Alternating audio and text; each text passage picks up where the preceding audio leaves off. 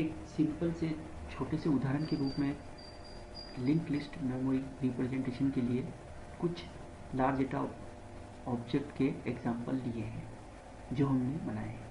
अब यहाँ पर आप देख रहे हैं कि हेलो को जिस तरीके से हमने पॉइंट करवा रखा है इस पूरे सीक्वेंस में, तो address note, then again address, फिर डेटा नोट एड्रेस और इस तरीके से।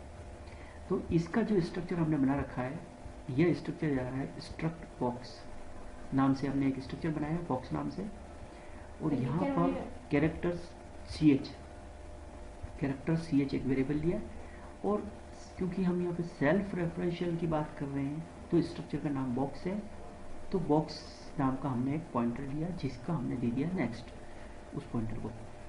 और जब हमने इस पूरे स्ट्रक्चर को बंद किया तो अगेन हमने एक पॉइंटर बनाया इसी टाइप का नोड, जिसका हमने नाम दे दिया, जिसको हमने इनिशियल डिफॉल्ट में खाली कर दिया, मतलब नल कर दिया।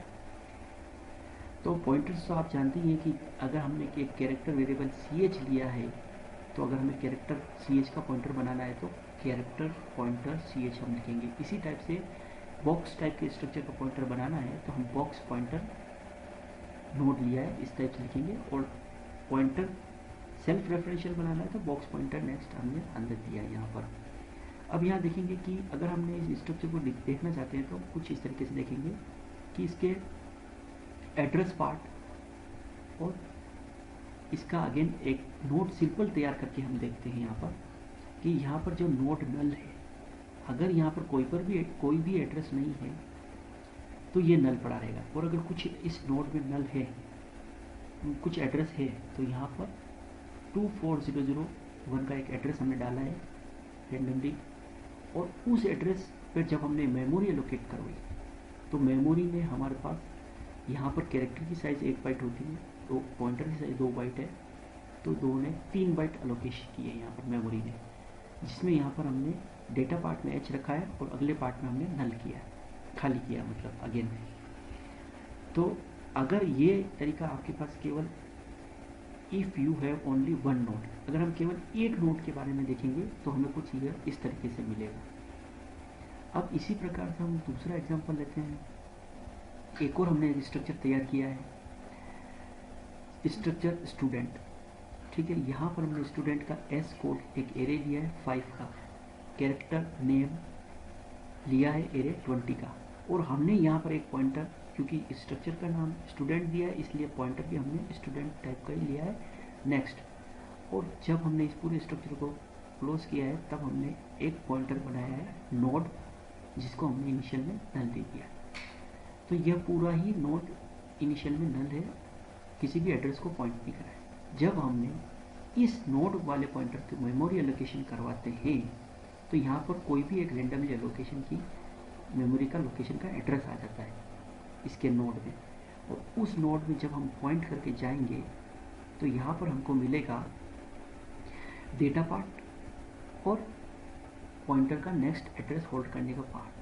क्योंकि यहाँ पर भी हम इस एग्जांपल में एक ही नोड को लोकेट किया है तो नेक्स्ट में हमने इनिशियलाइज में नल डाल रखा है नेक्स्ट वाले में, और डेटा पार्ट में हमने एक स्टूडेंट का कोड डाला है और उसका एक नाम डाल दिया। अब हम इसी तरीके से तीसरे एक और एग्जांपल को लेते हैं, थोड़ा सा बड़ा एग्जांपल है एम्प्लॉय।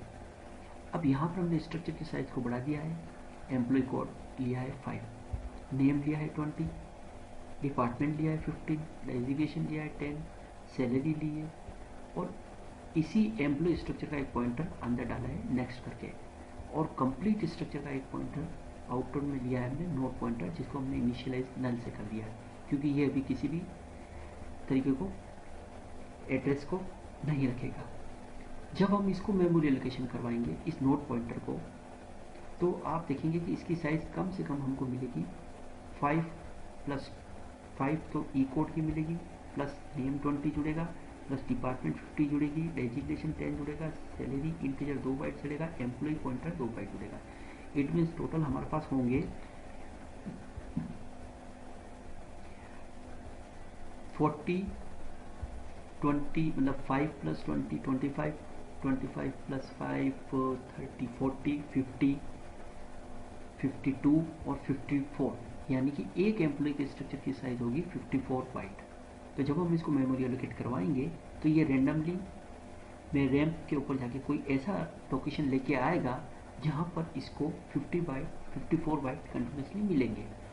तो उसका एड्रेस लेकर ये हमारे पास हमें इस तरीके से दे देगा। जब हमको एड्रेस मिल जाएगा तब हम उस एड्रेस की लोकेशन के ऊपर यानी कि डेटा पार्ट में एम्प्लॉय का कोड, नेम, डिपार्टमेंट, मैनेजर, इस तरीके सैलरी, ये सारा असाइन करके नेक्स्ट वाले पार्ट में हम नल वैल्यू को असाइन कर देंगे।